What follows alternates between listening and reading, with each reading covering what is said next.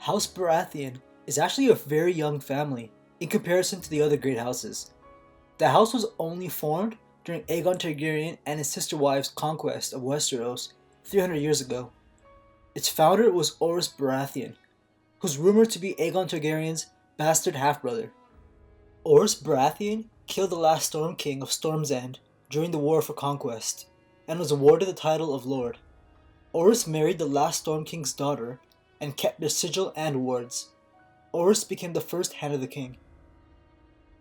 So like my other family tree videos, there just isn't info written about each family member to create a complete tree. So I'm going to skip about 200 years to start this off. The complete tree begins with Lionel Baratheon. His nickname was the Laughing Storm. This guy is so similar to Robert Baratheon. The Baratheons are known for being built larger and fierce warriors with short tempers. Lionel was no exception. If you've read George Martin's short stories, you probably recognize Lionel. He was definitely a standout character in The Hedge Knight. Lionel and the future King Aegon V became companions when Aegon was just a kid. Eventually, they both had children. Lionel was promised his daughter would marry Aegon's firstborn son, which would make her a princess. Well, Aegon's firstborn son Duncan had other plans and married a common girl against their wishes. This made Lionel get super pissed and started a rebellion. He declared himself Storm King. It didn't take long for him to be defeated in battle and end the short rebellion. As an apology to his old friend, Aegon betrothed his daughter Rhaelle Targaryen to Lionel's son Ormond. This makes things interesting, since House Baratheon already might have had Targaryen blood from its founder Orys, but now it's a sure thing. Ormond and Rhaelle only had one child, Steffon. Ormond would grow up to be the Hand of the King to his brother-in-law, Jaehaerys II. He commanded the War of the Nine Penny Kings and was killed by Meleys the Monstrous, Blackfyre, in the hands of his own son.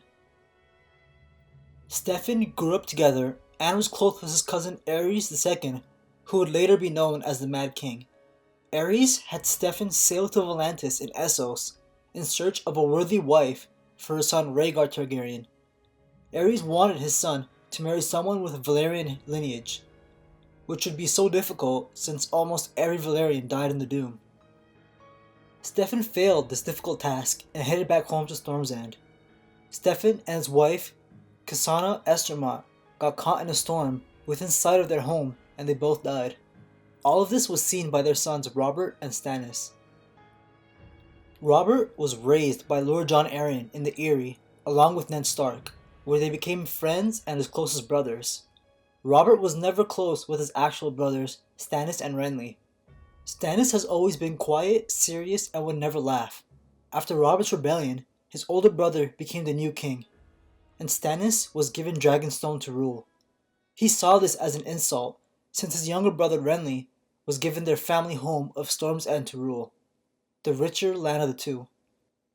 Robert married Cersei and made her his queen, which looked like a good idea at the time because of the Lannisters' wealth and power, but we know how dangerous of a mistake that would become.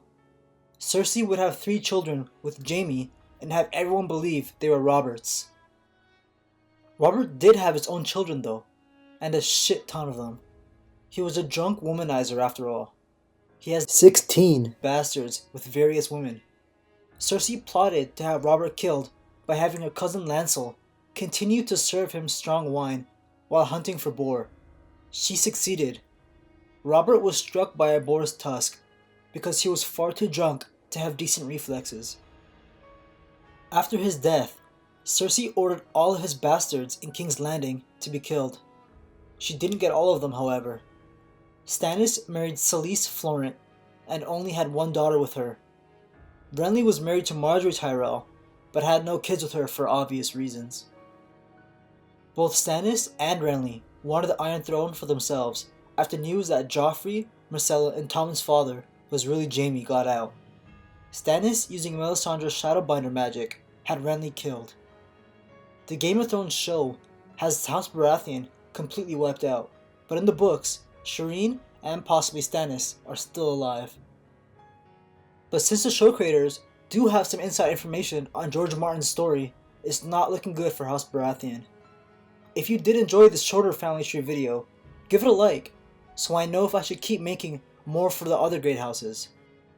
I really wasn't sure if there was enough to talk about to make this one, but there were so many requests to make it happen. You can subscribe to be notified when future vids are out. Thanks for watching.